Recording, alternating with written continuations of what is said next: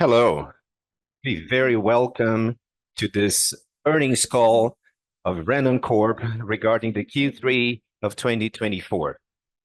This edition is being recorded directly from Fenatran, the biggest trade show of cargo transport in Latin America. Besides the Q3 highlights of 2024, we will also present the biggest news in our business units in this trade show. Random Corp has brought to this edition of Fenatran with complete solutions in products and services to lead the global innovation in mobility. Davi, can you show us the biggest news in the auto parts booth? Of course, Carol. Here in the auto parts booth, the visitors of the trade show can check over 30 solutions of our business units, as the suspension springs of the brand Compass by our subsidiary Plaza Mobility that brings lots of benefits in comparison to the traditional model. But it's not only that. We have the auto steering axle that is used in the 4-axle trailer and the TBS, the braking system anti-rollover that is mandatory from 2025 on. And this is just the beginning of what we brought here in our booth. Kara, how is it in the manufacturer booth? Here, the highlight is the 75 years of Randon. We have a special line here to celebrate its journey, and we brought products for sustainable transportation. Here we have a double tanker trailer that has the capacity of 63,000 liters of fuel, a relevant increase of 1,000 liters compared to the previous model. And it counts with EBS and Random Smart. Besides the tanker, we have the Cider Modular EBGR and the semi-trailer, lighter semi-trailer in the market. But the biggest star is the AT4T. That means autonomous technology for transportation. But the details for this innovative product is going to be told by our CEO, Sergio Carvalho, in a few minutes. But before that, let me show what we brought in digital and financial services. Davi, can you tell us, Rands, our digital and financial services vertical that is completing 1 year this month. We are in 4 spaces, 4 rooms in the trade show. We offer test drive in an exclusive circuit in the external area where the visitors can drive trucks and enjoy a racing driver simulator. So Random Corp is once more participating in the trade show with many news. It's great to see our verticals innovating continuously and consistently. Now, let's talk about the quarter highlights. But before I pass the floor to Sergio, let me give you a few important notices. Our events has simultaneous translator to English and sign language. For you to put your audio in English, you should click on the interpretation button at the bottom of the screen. You can choose mute original audio to just listen to the interpreter's voice. This webinar is being recorded, and the record will be available in our IR website, ri.randomcorp.com.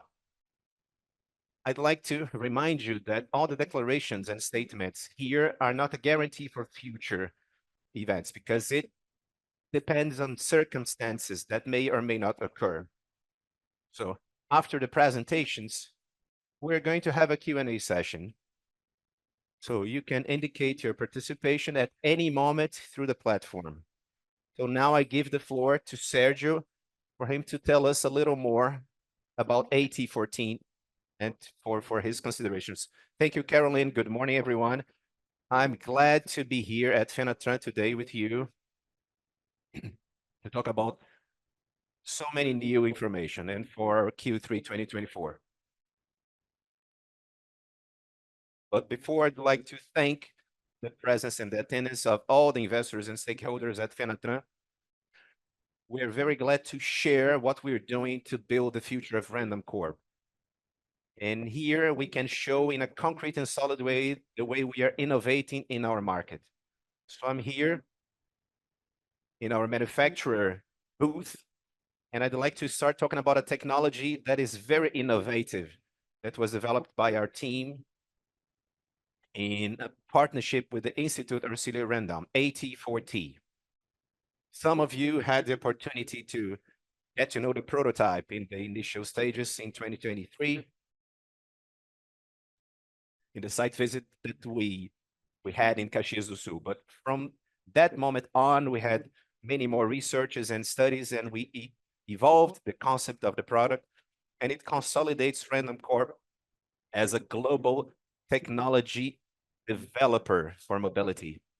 And this disruptive technology offers great advances in operational efficiency to the market efficiency, and it will be used for clients that use transport in controlled environments as in the agriculture, logistics, ports, airports, and mining. So there are multiple possibilities in applications for AT4T. So let's see some parts of the video that we used in the launch of this new technology. Based in a proprietary algorithm patented, I'm part of a complex ecosystem with high performance hardware, functions for recognizing the environment, and AI powered moving. So I'm capable of identifying and coupling to different implements and find the best route to reach my destination. So in a precise and automatic way, I can adjust my dynamic behavior according to the implement to be transported. So with real-time information remotely and safely, you can monitor and follow up the status of your vehicle and all the logistic information. The navigation is controlled by a system that combines artificial intelligence, computational vision, and dedicated unit controls with high processing power.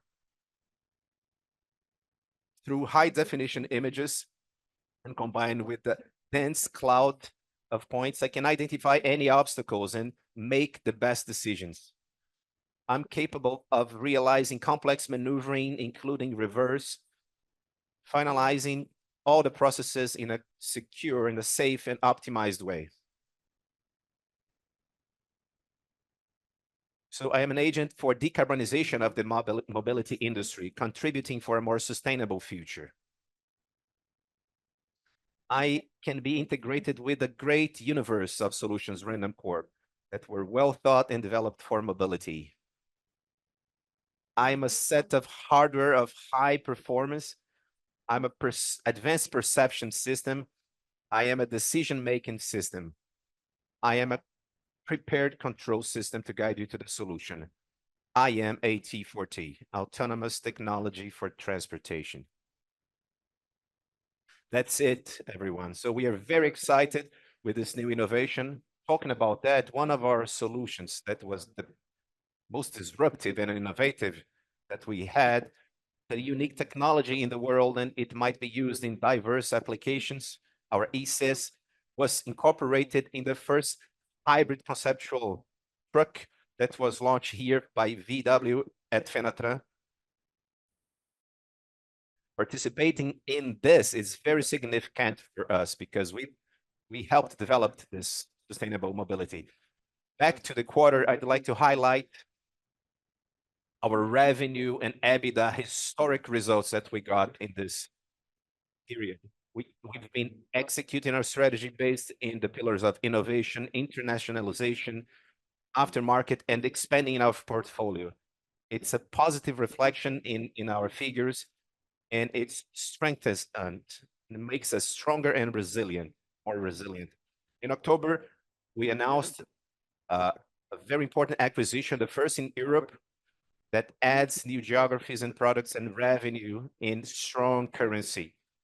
So to expand the representative of aftermarket in this auto parts vertical is one of our main goals, and we have been working a lot on that. The EBS group brings this purpose to diversify the revenue and add results to this vertical that is very profitable and resilient. So all the details of this transaction were approached in a call that was made at the day of the announcement, and you can access through this QR code on your screen. So the conclusion of the EBS group depends on some conditions predicted in agreement, as well as the CUA refacciones that is being analyzed by the Mexican authorities. Another movement that we realized that we performed in October was the acquisition of Delta Global by hands our digital and financial services vertical, expanding our portfolio in the ecosystem of transport and logistics. Delta Global is an expert in management of fleets and technology, among other products. It's responsible for our Random Smart. Besides M&A, we have been making relevant organic investments. That is the case of our industrial plants of Castertech and Suspensys in Mogi Guaçu. The factory of is having its beginning, and the other is being commissioned for the first quarter of 2025.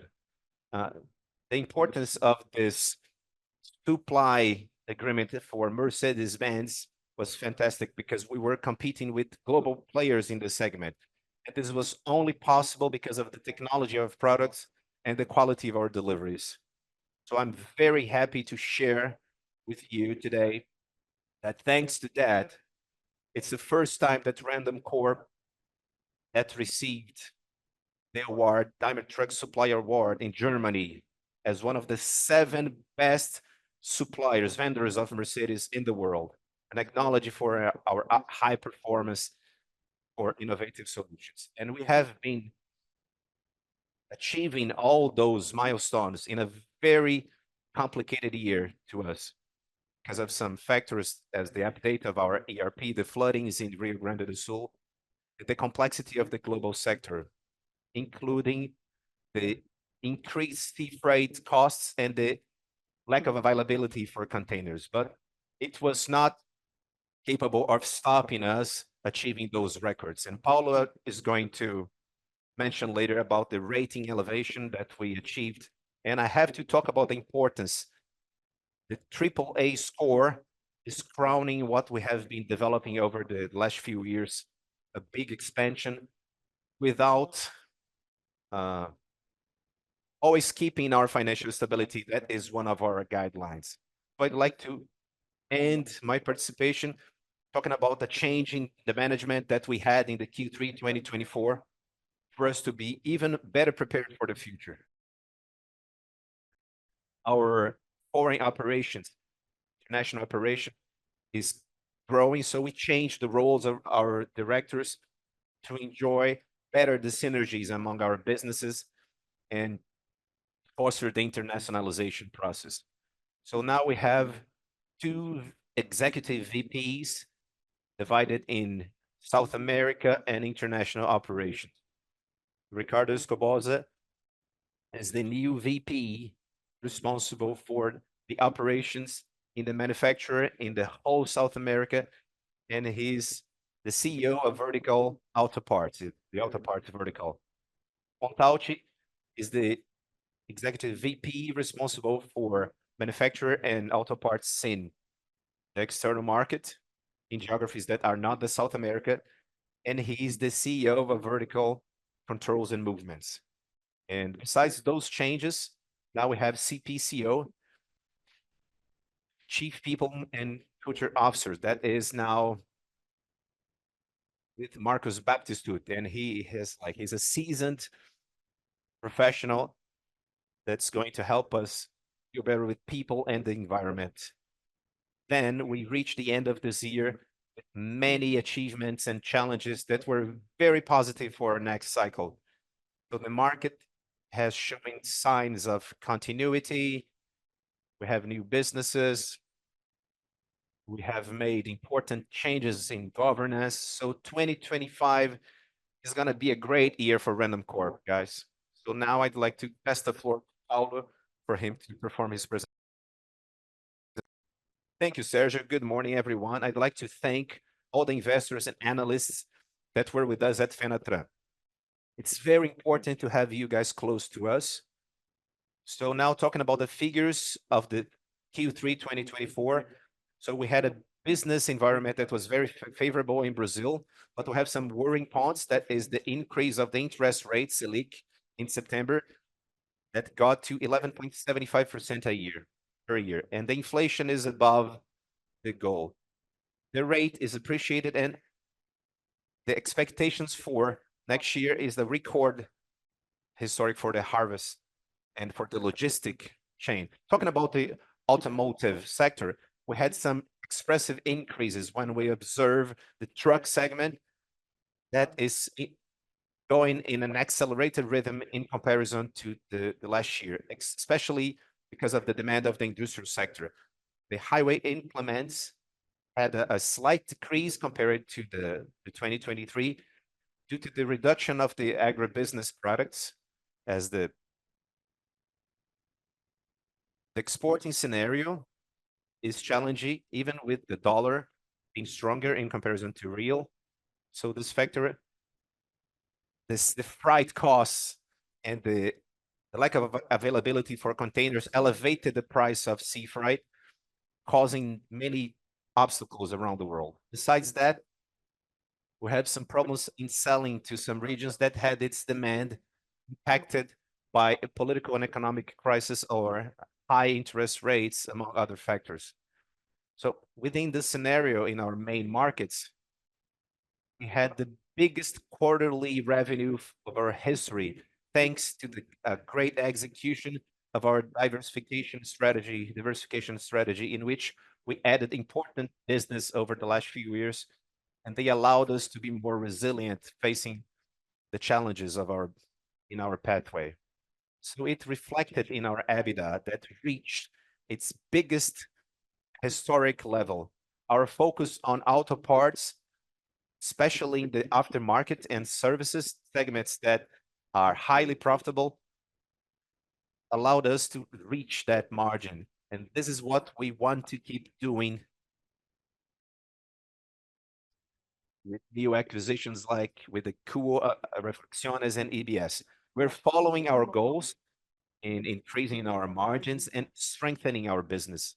So our net income has advanced in compared to the last few quarters, especially because of the increase in our operation result. In relation to return on invested capital, we have a gradual decrease because it was affected by non-recurring effects that we faced, like the decommissioning of the factory of Fenasifi on the second quarter of this year, and because of the taxes. So talking about our debts, we could observe a slight increase when compared to Q2 this year, aligned with this necessity of operating capital in the period. So as you can observe in this graph on your screen, our leverage is still in control inside the goals we planned, keeping in mind our expansion and our accelerated expansion that demand more investments. Our focus is to diversify our sources of capitation and look for the best alternatives for us to keep expanding and growing without compromising our financial health. Since we carried out our strategy, brought the elevation of our corporate rating, and for the first time in our history, we got the AAA score in national scale. To us, this is a great milestone, a great achievement that makes us understand that we are going the right way. Now, talking about our stakeholders, our stockholders, we have about 47,000 shareholders. We have individuals and institutional investors. And regarding the first half of the year, the daily average liquidity in our preferred stocks increased 33% comparing to the same period last year, with some advancements in relation to the previous quarter. Regarding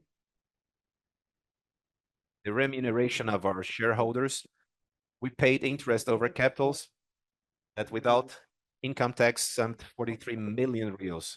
Now I close my presentation and pass the floor to Esteban. Good morning. This earnings call is very special to us because we have been recording it directly from Fenatra, from which we are going to leave even more confident in relation to the demand of our markets for the following months.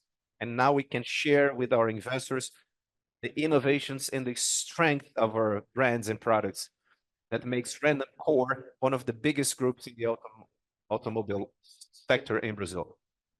We had records in revenue for the Q3, and I'm going to enter into further detail. Here we have the breakdown of our revenue, the sales distribution among the industrial verticals is very balanced. So the others sum up about 10%. So if you get the revenue per sector, we had some representativeness change in comparison to the last quarter and the same period in 2023, especially because of the reduction of the agribusiness sales as the tippers, semi-trailers. You can see the causal graphic at the bottom of your screen. The sales to the agribusinesses decreased to almost 156 million. And on the other hand, the industrial and the aftermarket segments advanced importantly because of the high demand from those markets. Some other sectors that showed increase were mining and civil constructions and also services. I'd like to highlight also that we had a reduction for the external sales in dollars because of the dollarization of the currency. The impact was practically null. So the region that had the biggest reduction, it was MCA due to the semi-trailers decrease of sales to the United States. So we have orders for the following quarters. That's good news, and it contributes to the performance of our operations in those geographies. The region that increased its participation was Mercosur and Chile, especially for the movement controls sales to Argentina, and the increase of sales of semi-trailers to Chile and Uruguay in the quarter. Now, moving on to the consolidated EBITDA in the quarter, the highlights, besides the records, were the auto parts and financial and digital services verticals in the composition, in the formation of the EBITDA in comparison to 2023. And now we have relevant contracts that were signed in August, and the negative impact regarding inflation in Argentina affected the EBITDA margin in almost 1 percentage point, and the non-recurring expenses regarding the subsidiary sale of the sale of the subsidiary Farlock and the restructuring of Fanacif, both in the movement control vertical. I'd like to highlight the organic investments that we have been making, seeking to expand our productivity and efficiency. I'd like to highlight the construction works in our site in Mogi Guaçu, the machinery and equipment in Araraquara, and the development of EasyMess. That's a manufacturing management system that was explained in details in our latest Rent a Car Day. And now I conclude my words for this presentation and pass the floor to Carol to begin the Q&A session. Thank you, Esteban. Now we're going to begin our Q&A session. You can participate by following the instructions that you can see on your screen now. You can ask your questions in audio and in the written form. So now we're going to start with the sell-side analyst at BTG, Lucas Marchioli. Good morning, Lucas. You can ask your question, please. Thank you, Karen. Good morning, everyone. Thanks for the call. Let me just ask two quick questions here. First, regarding the implements EBITDA margin, if you could give some color on the quarter, what happened for you guys to explain this performance in relation to Q2? What's in your mind for the following quarters? And a little technical question now. Can you explain the change, the decrease in the effective? What's your recommendation?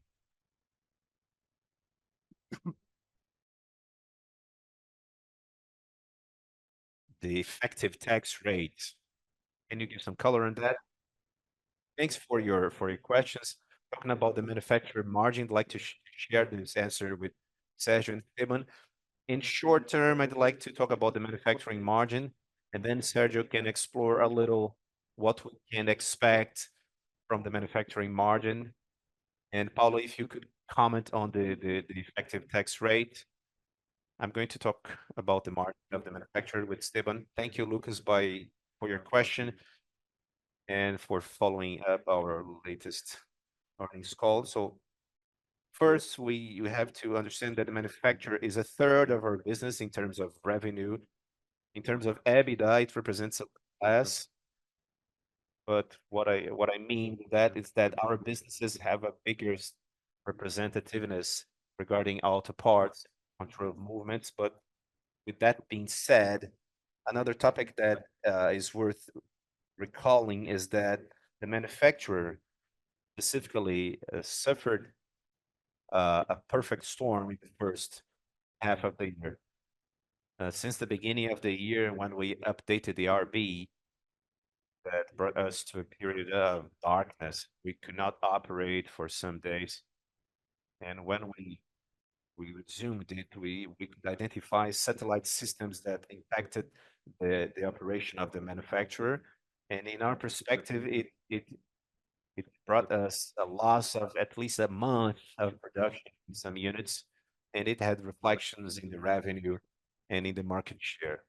And besides that, another obstacle that we have in the manufacturer is the external market. You can remember really well. The external market last year was a big part of revenue for the manufacturer, both by exporting and units. And both markets, the American market and exportation, had a first half very, very bad, and we are expecting some improvements in the second half, especially by the Hercules contract agreement for 3,000 units of port containers that have been produced in August and chassis, and it's going to increase next year for complying with this agreement. So it can help us positively, a positive impact in our revenue. And a third market fact is the change of mix, especially regarding the agribusiness, in which we have a decrease of 20%, and we had a 50% increase in the industrial segments. Talking about cider and the van,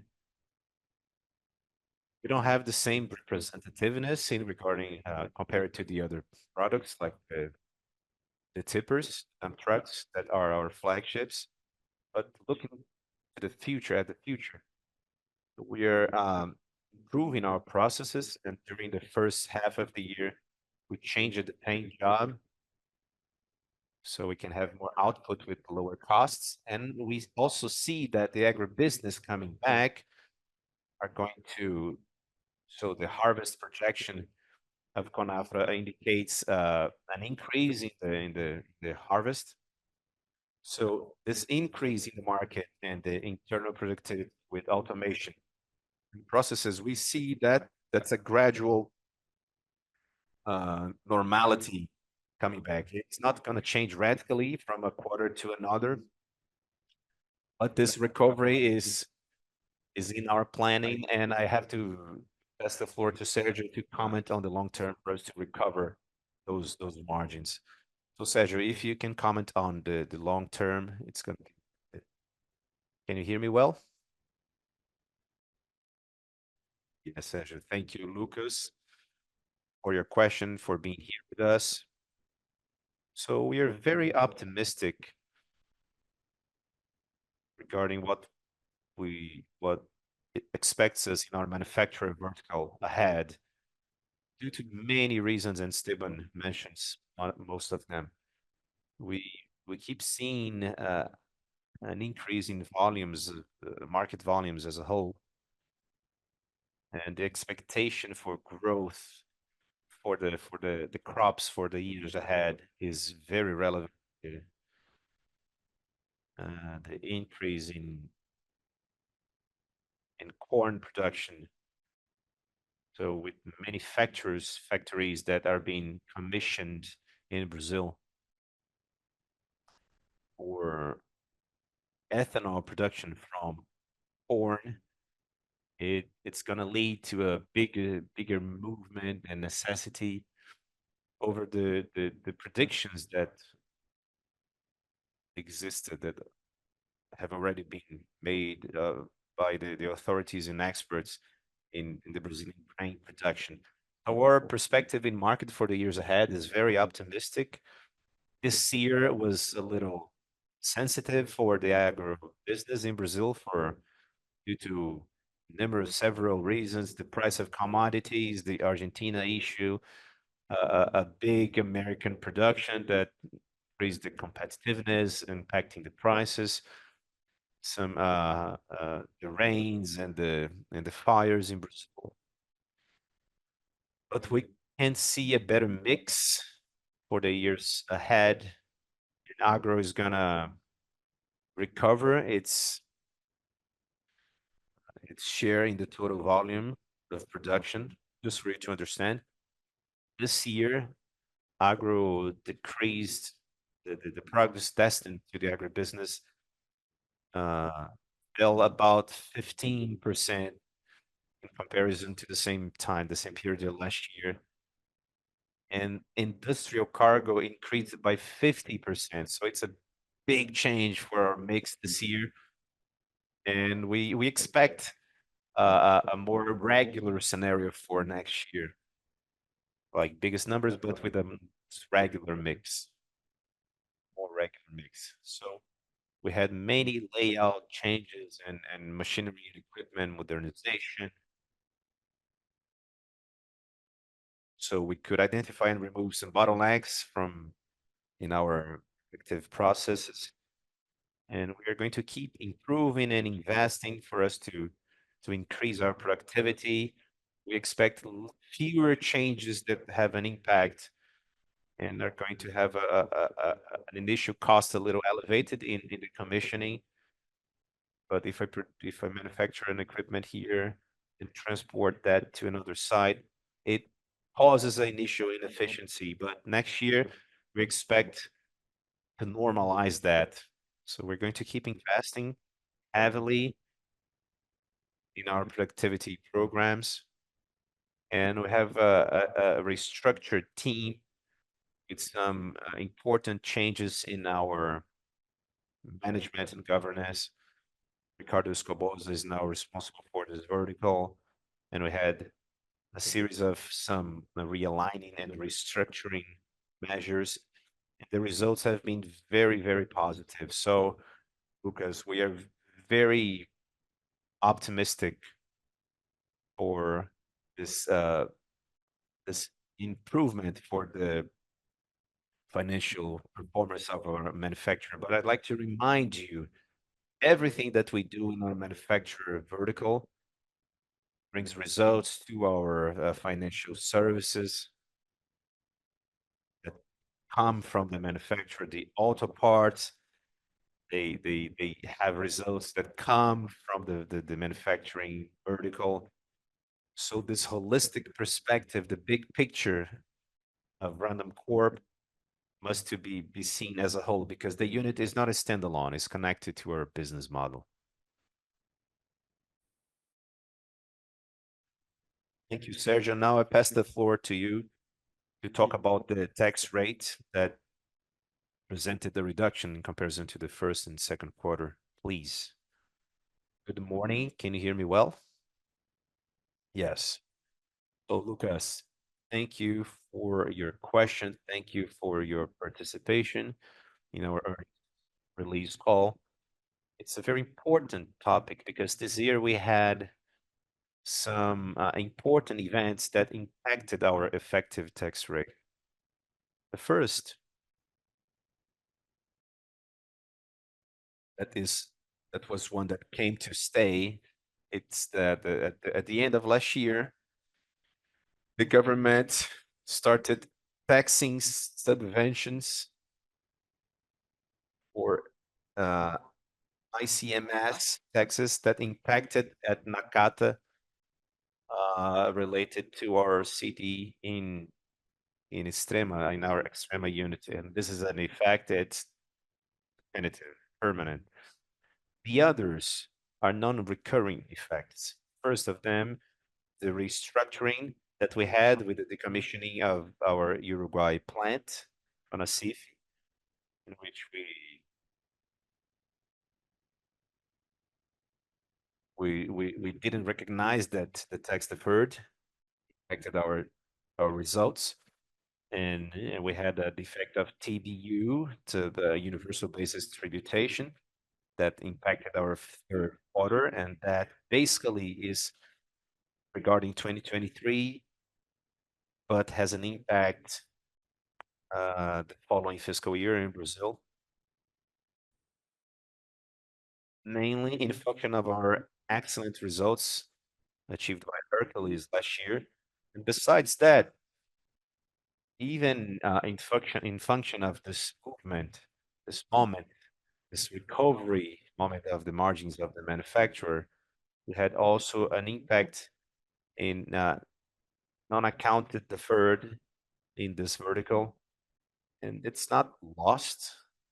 At the moment, we have a recovery of our manufacturing margins due to the actions and the measures implemented by Esteban and Sergio. We can bring them back to our results. So I'm not going to risk projecting a tax rate for the following quarters, but for sure, our investor relation team along the following years, as soon as we conclude our budget for next year, we can try and help you clarify the projections. Thank you, guys. Thank you so much. Have a great day. We thank you, Lucas. Now, moving on to the second questions. Second question of the day from Gabriel Chimi, sell-side analyst at Santander. Good morning, Gabriel. You can ask your question, please. Good morning, everyone. Thanks for the opportunity. Two questions here. One more connected to the manufacturer. You see this recovery to be the number one in market share in Brazil. I'd like to understand a little better, how do you see the competitive market? We see some competitors losing share the third quarter. And the second issue is the flexibility regarding the product mix. How are you working to increase the speed of adaptation for the current mix being more formed by tankers and some other products in the market? And the second issue is more connected to Fenatran. If you can comment on the orders and the impact of the trade show for the company. Thank you, Gabriel. Sergio, I'm going to give you the floor to answer those questions. Three topics. One about market share, about our the recovery of the leadership of the manufacturer. Second, it's a question regarding mix. How can we adjust to the variation of the mix? And a little about the outputs of Fenatran, takeaways. Thank you, Gabriel, for your questions and your participation here with us. First, I'd like to start talking about market share. Esteban had mentioned had some problems, significant problems in the first quarter of this year. So this made our participation on market share to decrease a little. And one of our problems in the first quarter, agribusinesses was still moving forward. The market was buying. On the second quarter, when we had this, the production recovered, so the market was not there. So it was a significant change this year. So this is another issue. Besides our internal problems, the agribusiness that is very important for Random Corp this year had a decrease of 15% compared to the previous year.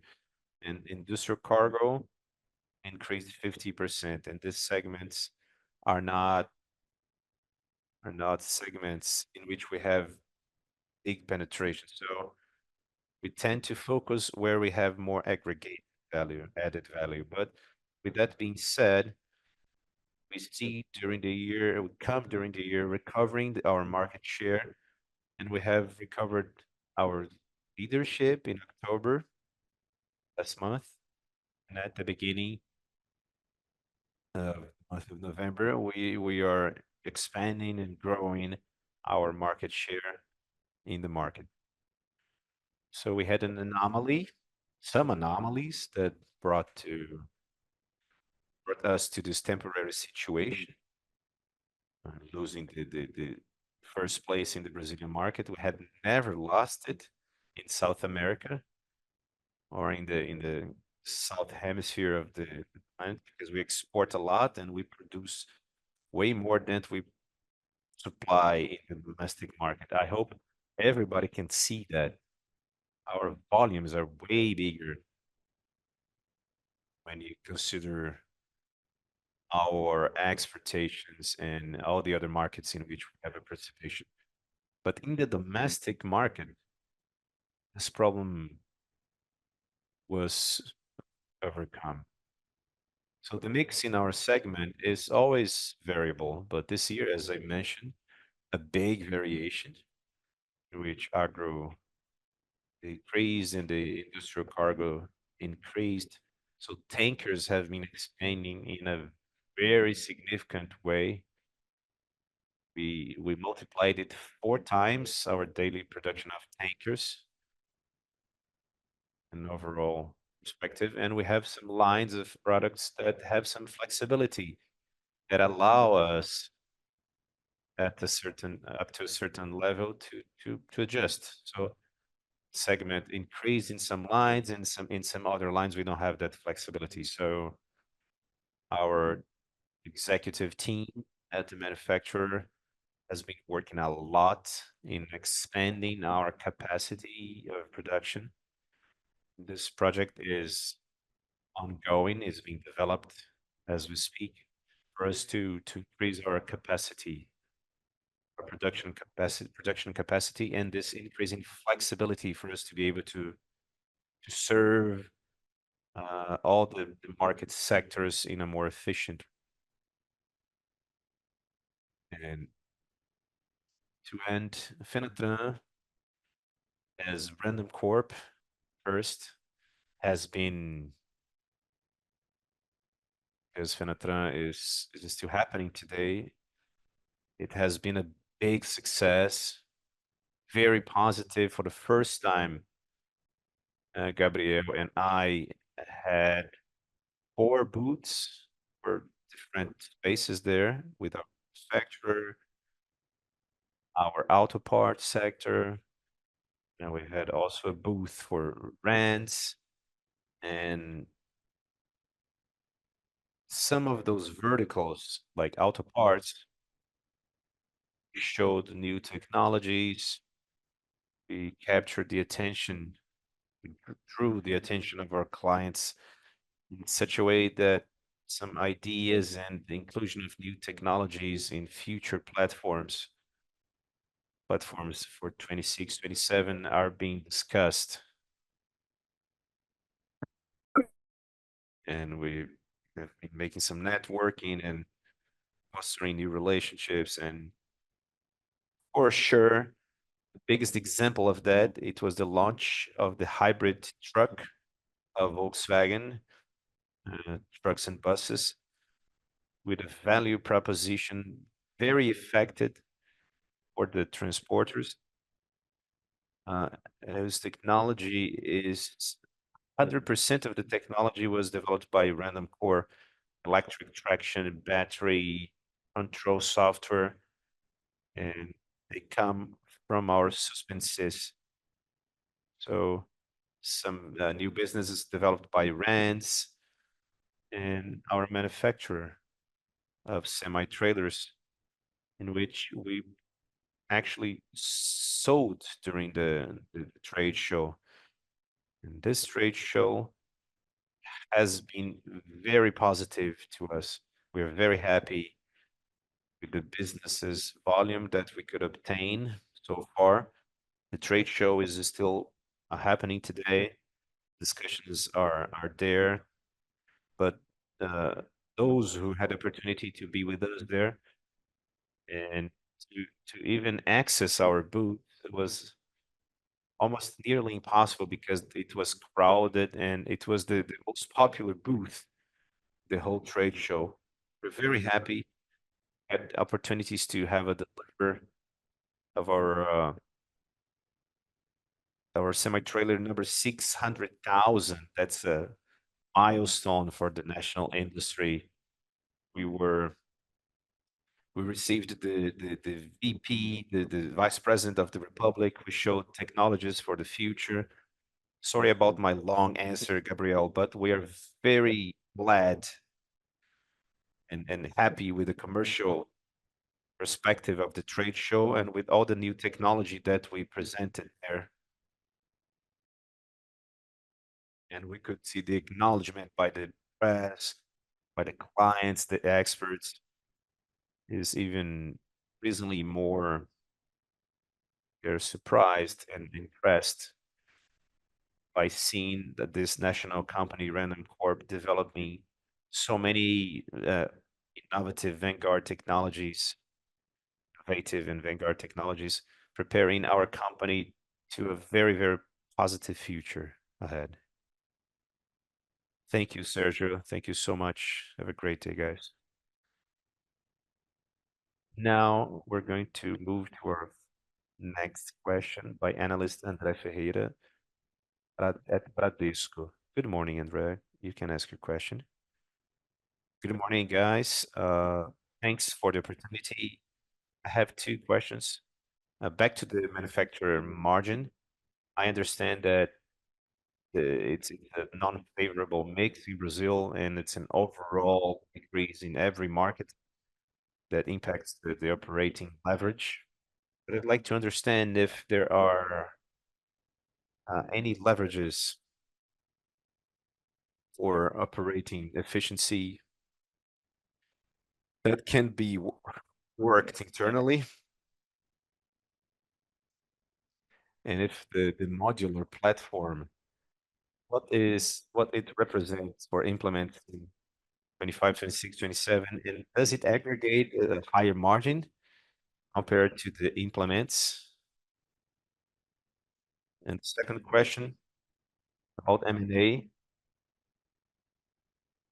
a possibility in our radar. Do you consider the acquisition of auto parts in the US and thinking about a possible increase in tariffs and change of regulations for heavy vehicles in 2027? Thank you, André, by your question. So the first part of our first question, I'm going to start with Esteban talking about the manufacturing margin. And Sergio, the second part of the first question regarding modulars, what we expect for the following years. And the second part of André is regarding M&A, the M&A plan regarding auto parts in the US, as he mentioned. So we have like three questions starting by Esteban. Thank you, André, for your question and for participating here in our call. A fact here is that we want to improve and we will improve the equipment, the attachments parts, and our attachments plants are like big puzzles. You fix a bottleneck and you end up creating a different bottleneck in production. So we have some investments in the paint job for increasing the capacity of output or painting our units from 90 to 110 units. But you create many other bottlenecks in the factories, but we have to fix them as they show up. So we have a plan for restructuring our factories for us to make them more efficient, working in different fronts, like the conception of the products. Then we can talk about modular that we're going it's going to allow us to be more efficient in the manufacturing vertical. But in this manufacturing, before au- automating that process, we think about how can we improve that. We cannot automate an efficient process because we're going to speed up inefficiency. So we have to reflect on that, analyze that process thoroughly, and understand if there's any a more efficient way to do that before starting automation. But this plan of restructuring of the factories and increasing efficiency, it will lead to an improvement in our margins for sure, naturally. Combined with the change in our mix, it's going to help us build a better margin for the following quarters. Sergio, I'll give the floor to you back to talk about expectations of modular, about clients' acceptance and the costs related. Okay. Thank you, Andre, for your question. Stephen explored what we're expecting ahead. We have been realigning which product, where we produce, where it's better for us to maximize our mix. So we had many changes in our Caxias base, but it had impacted in Chapecó, in Araraquara, in Erechim, to redistribute this segment mix for us to increase efficiency and capacity. There were many changes in this line. So besides new equipment, productivity increase, automation. So this is our plan.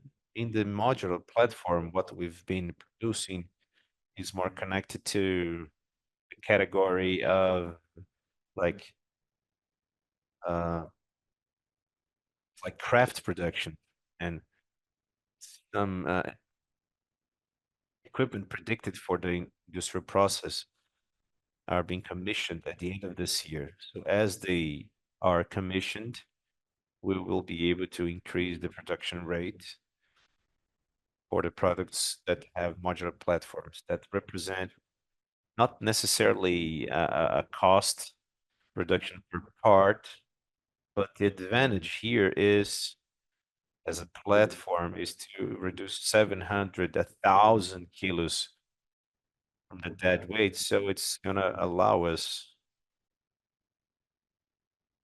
when you bring this additional value for the transporter, you will increase your margin in the line above, of course. So there's stable production with uh, definitive processes. It's going to start by 2025 in 2025. In 2024, our production was more manual, analog, if I can say it that way. So regarding M&A auto parts in the US, of course, we've been this is our plan and we announced it. So we want to do that for sure, not because of the elections results. It has always been our plan. There's a sequence in our movimentation. So the priority for us, as we mentioned before in previous events, is sure to take our parts or auto parts to the American market or the European market in for like geographies, spaces of strong currency. So a few hours ago, we concluded the acquisition of EPS. It was subject pending approval by the authorities, the antitrust authorities. So this acquisition was completed today. So now we have a robust pipeline of opportunities that we've been exploring in the North American market now. Nothing connected to the election. We don't believe in any significant changes in tariffs, like favorable or not, in this aspect. We believe in our plans and and we're going to keep on working to make them come true and make those opportunities pay. Thank you. Thank you so much. Have a good day.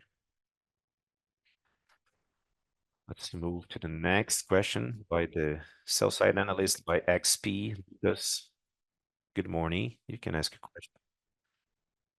Thank you, Carol. Good morning, everyone. I'd like to explore a little better the, the advanced technology part, looking looking at the value potential that you have in this segment. If you look at the third quarter, we could see an improvement in the EBITDA, taking off the equity equivalence, but we have a creation of value in this division. What do you see? And I believe you have a very vocal innovation culture. But thinking about the monetization for those initiatives, uh, what is the speed of capturing for those initiatives in this advanced technology? What is bringing you up, being the biggest driver for the improving revenue? What's the speed in which you want to bring this operate profit this moving ahead? And moving to the services and digital services, at Rands, you have an equity method that has improved, and it's going to reflect ahead. Just for me to understand better, is it a recurring effect that we can expect in relation to equity income in looking on? Do you have room for improvement in your portfolio? Is there thinking about it's at the beginning, but it was like relevant in incremental profit at random. So I'd like to understand that a little better. What do you expect uh, for this incremental profit at Judge? Thank you, Lagi, for your question. Nice that you brought advanced technology for our discussion, for our call. Sergio, I'd like to start with you to talk about advanced technology because it has improved as a vertical, but it impacts all the other verticals. Have a double benefit having a vertical like Tech F1. So I'd like to pass the floor to you to give some color in this global benefit. And Paulo, in sequence, if you could comment about Adjunct for this equity method for the third quarter. I'd like to start with you, Sergio.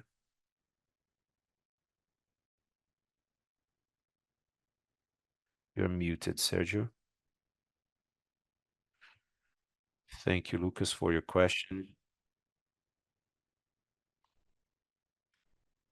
V mentioned that our vertical of advanced technology, it acts in two ways. We have a few products and services that are directed to the external market, and big part of what it does is brought inside the other verticals. So we've been harvesting the initial benefits in the several internal verticals. Some examples, we developed some years ago an ABS system, and it today represents 70% of our semi-trailer production using our ABS system.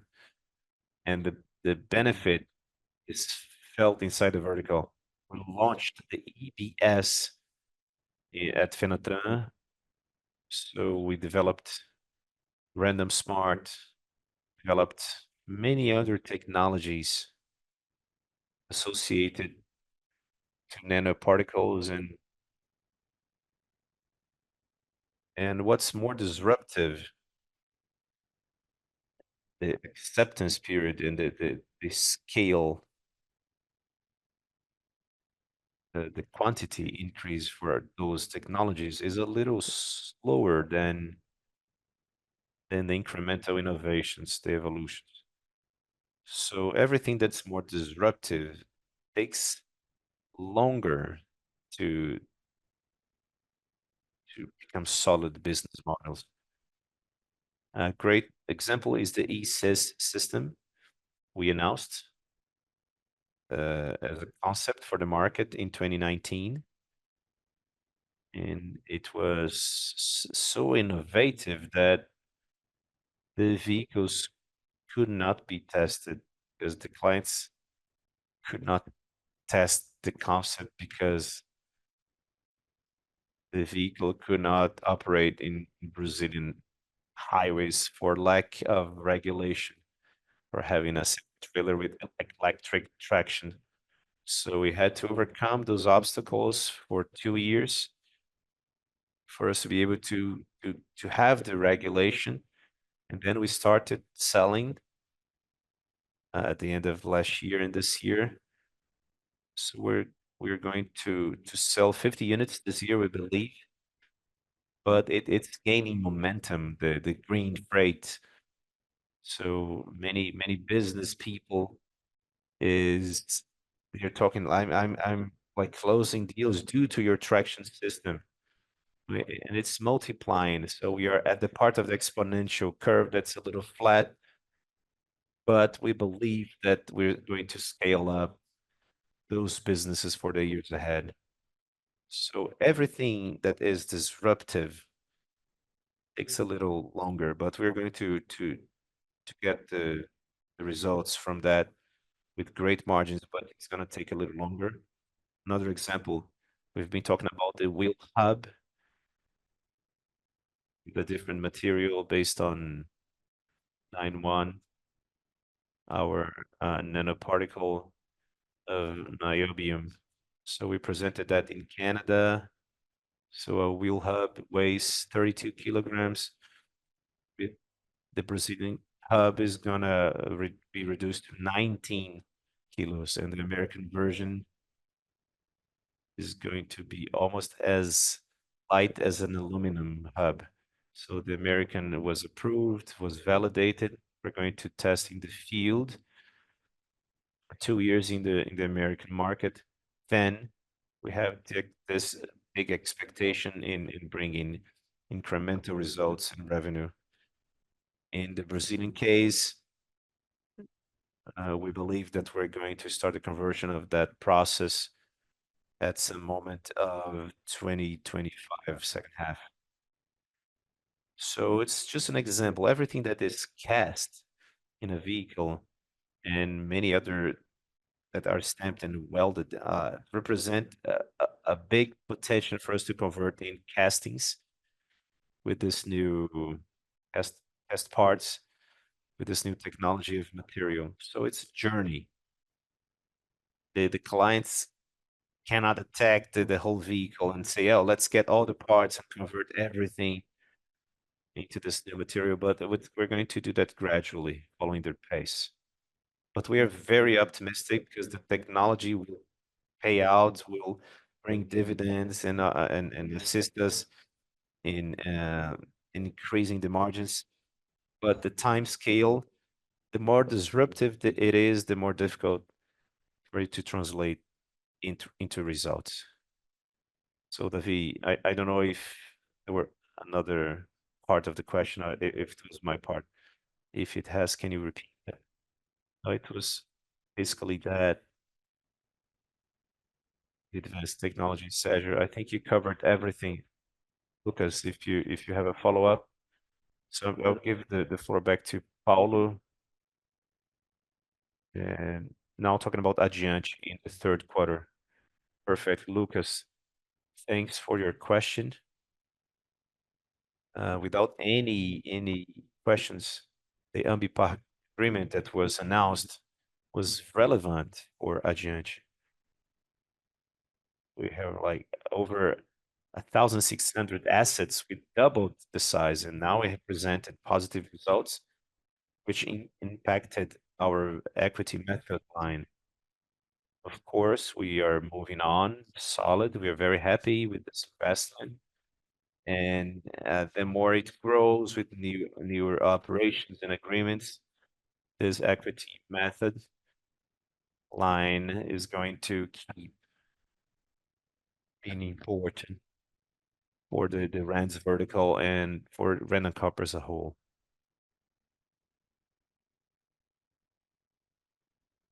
Thank you, Paulo.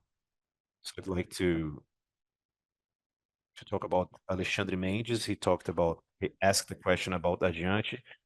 And Lucas, if you have any follow-up regarding the answers, be free to do it, right? Be free to ask them. So moving on to the next question. It comes from the analyst Luisa Musi by Safra Bank. Good morning, Luisa. How are you doing? We're going to open your mic now. You may ask your question. Good morning. Can you hear me? Yes. My question is about the auto parts vertical. If you could explore a little more about the margin expectation for that vertical, considering many moving parts like the logistics that affected the quarter, the ramp up of Caster Tech, and the contract at Suspensees, more recently ADS. How can we think on that in a more structured way ahead? Thank you. Thank you, Luisa, for your question. Sergio, uh, I call you up to talk about the auto parts and what what we have in mind for this vertical, for the margins of this vertical ahead. So we have our traditional businesses, obviously they involve they involve productive variations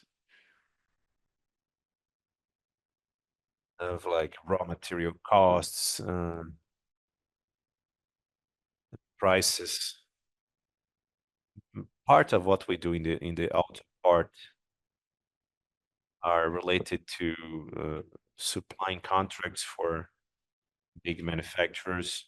So this basic dynamics, they continue, and our team is making a great work in making the a positive evolution in this productivity processes. So we have bought many castings in our new operations in our Castertech in Mogi Guaçu is still being ramped up. So we have a second shift operating now. We're considering a third shift, and everything leads to an operating efficiency internally. Very relevant, as we can say. So the first months of the operation, as you can imagine, it's not profitable, sure, but we showed the break-even line, but now we are in the positive side, and we're going to expand this operation.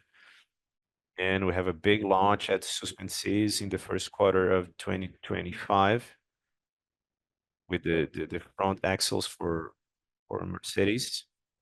And the initial stage is a little delicate, of course, but on the other hand, we have a big increase in our mix, and we want our auto parts to be more connected to the aftermarket.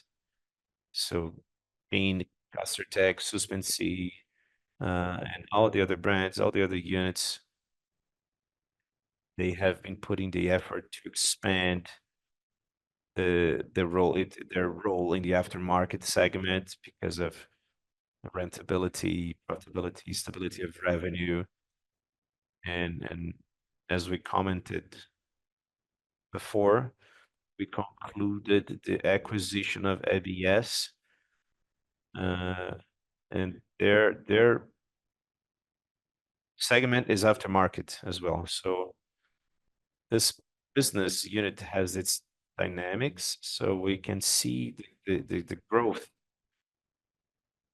in our aftermarket segment inside our auto parts segment.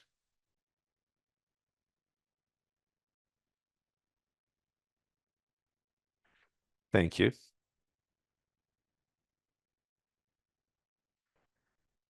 Next question, Gabriel Rezende, are you there?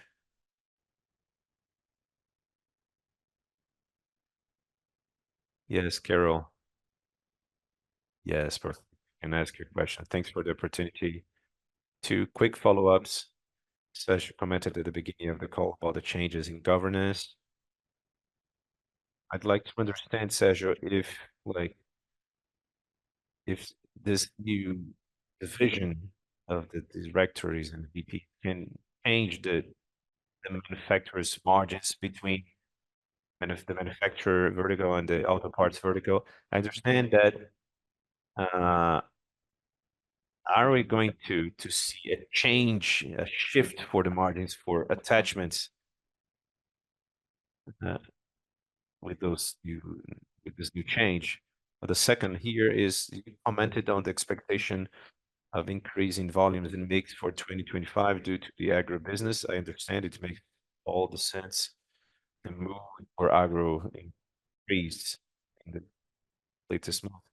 But for interest rate, they're a little pessimistic. So how can we balance that? How agro can overlay this interest rate dynamics, especially when we're talking about auto parts being sold to truck manufacturers? Thank you, Gabriel. So, Sergio, can you comment on the first one? And Esteban, in sequence, if you can comment on market and interest in agro, I thank you. So let's begin with you, Sergio.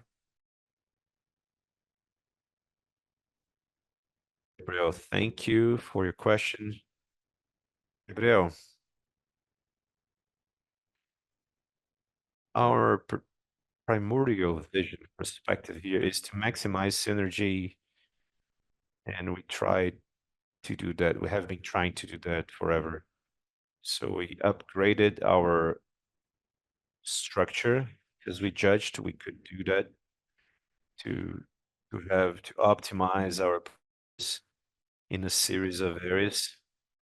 So all the possibilities are open, and if we see the possibility of optimizing our operating efficiency or our tax efficiency, as so to speak, we're going to consider that, sure. But the main reason for us to have to carry out those changes in governance is to allow us to improve production, realign investments in verticals in a way that we can maximize the return for Random Corp as a whole. But if we could have a better tax efficiency through this rebalancing, we're going to consider, of course, sure. Thank you, Sergio. Now, Esteban. Thank you, David. Thank you, Gabriel, for your question and for following your call. Being very objective, we see that this improvement in the agro mood is going to overcome the perspective for interest rate increase. As we can see, as what the market projects, in 150 bips increase in the interest rate, it's not going to be a barrier for the recovery of investment. What we observe with this new harvest projection is a recovery of the normal regular volume for sales to agro, potentially an increase for the demand because of the fleet that was not renovated this year. So next year, maybe we can get back to the regular demand, but also probably a higher demand, an additional demand for what was not renewed this year. So talking about volume, not only in the domestic market, but also we see this recovery for the external market as well. In South America countries, Chile, Argentina, some clients, some Argentinian clients were at Fenatran negotiating products, and mainly the North American market. Thank you. It was clear. Thank you, guys. Gabriel, Stephanie, if you allow me, just to corroborate your answer, Steven's answer, what we can see this week at Fenatran is very relevant because it's heated up, the mood is good, the agribusiness uh, representatives are struggling, of course, but they have capital. Many people don't need funding and for their transactions, and we can see that. It's very clear, Sergio. Thank you. So we're going to move on to our next question. Comes from JP Morgan analyst, sell side Marcelo. You can ask your question, Marcelo Mota. Thank you. It's a quick question about the tax benefit on Mover. If we're not miscalculating, you have like 50 billion as a benefit this quarter. Is it a line that we can consider recurring? It's a new one. I'd like to understand those benefits and how you're gonna use that along the following quarters. Thank you, guys. Thank you, Mota, for your question. I'm going to give the floor to Paulo, address this mover issue. Can you reply? Can you answer, Marcelo Mota? Mota, thank you for your question. Thank you for your participation. Yes, this impact, this estimate that you calculated is aligned with what we registered this quarter. And this is a long-term program for the government. And since we have that in all the verticals, many projects that are aligned to innovation and green fuel sustainability, for sure, we will keep capturing those benefits. Of course, the government has a system in which it approved this project, and it's of course our goal is that for that to be long term. And every year, the government has to approve the specific budget for that project. But we understand that no doubt it's going to bring important contributions for all the verticals for the following years. Thank you, Paulo. Perfect. So now we're moving to our last question. Comes from the sell-side analyst of Citibank, Kiefer Kennedy. Good morning, Kiefer. Uh, Good morning, everybody. Thanks for the opportunity. Two quick questions. You comment about logistic challenges, the increase in the sea freight costs. How do you see that? How can you mitigate those impacts? And related, the factory units at Tech initiating operations, suspend is concluding by the end of this year. Uh, Given the challenging macro context due to all the factors that we in this call, how do you imagine the use of the factories for 2025 and revenue, incremental revenue opportunities for next year? The agreement for front axles with stages has no impact, but the potential new agreements and updates for this factory plant. Thank you.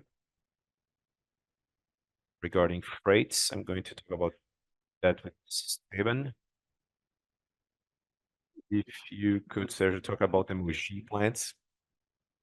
Besides the contracts that we have in our pipeline, it opens doors for us to expand with new clients and new projects. The Mogi site is very relevant to us.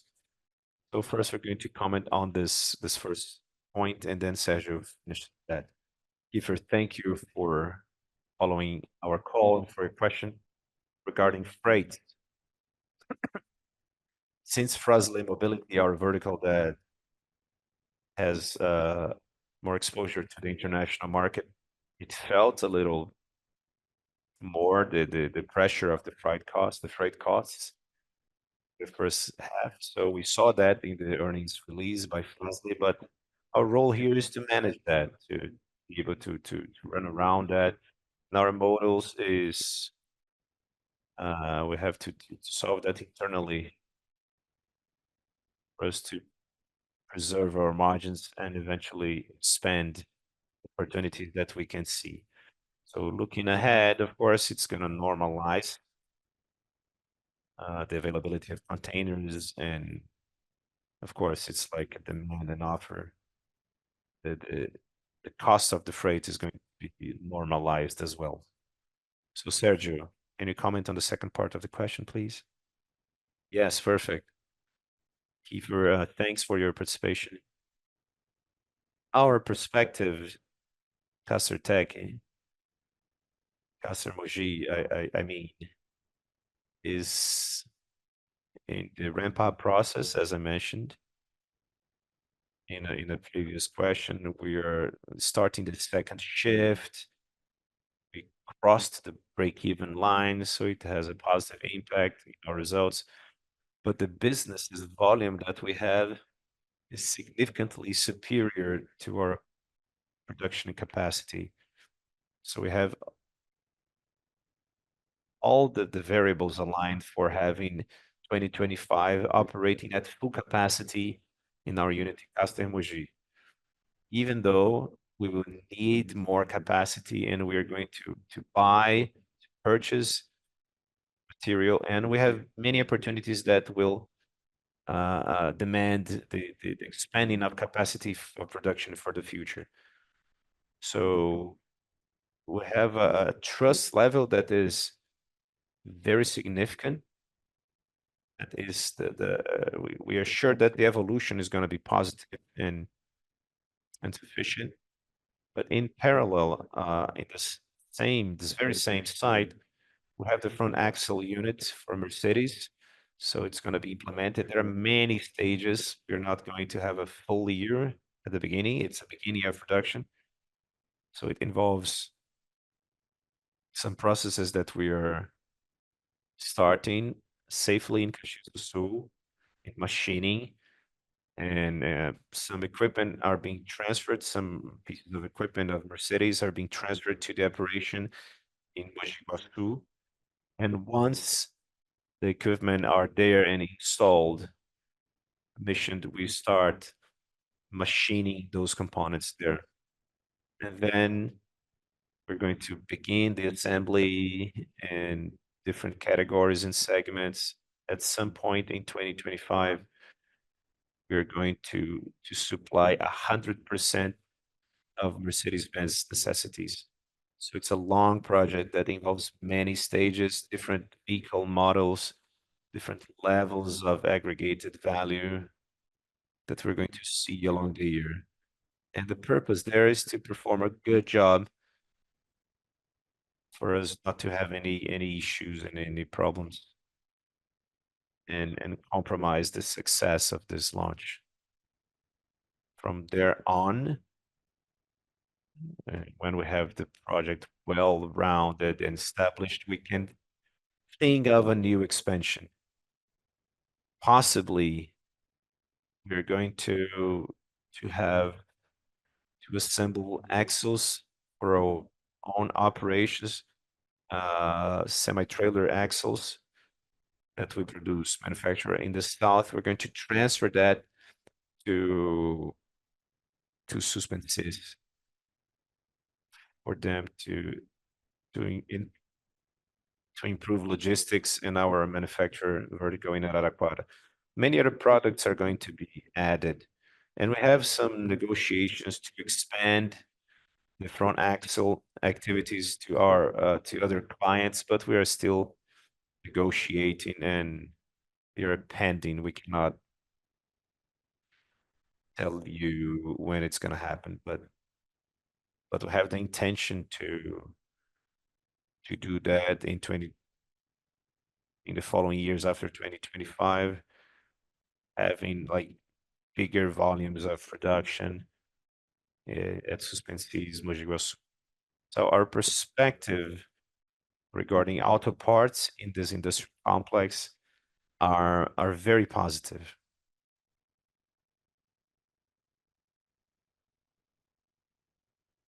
Well, so now we conclude our Q&A session. We thank you very much for your participation and our directors as well. Now I pass the floor back to Sergio for his closing remarks. Thank you, Caroline. Thank you for your participation, for attending this earnings call. We have this material available on our website, available for download, and we have many content available about Fenatran, the trade show that's happening this week, and it's available for you. And if you have further questions, and if you need to have in detail to break down any other issue, any other points here, please feel free to call us, that we're going to reply to you at our earliest convenience. Thank you for your participation. Have a great weekend too. Thank you, everyone. Have a great weekend. Bye-bye. Thank you. Have a great weekend.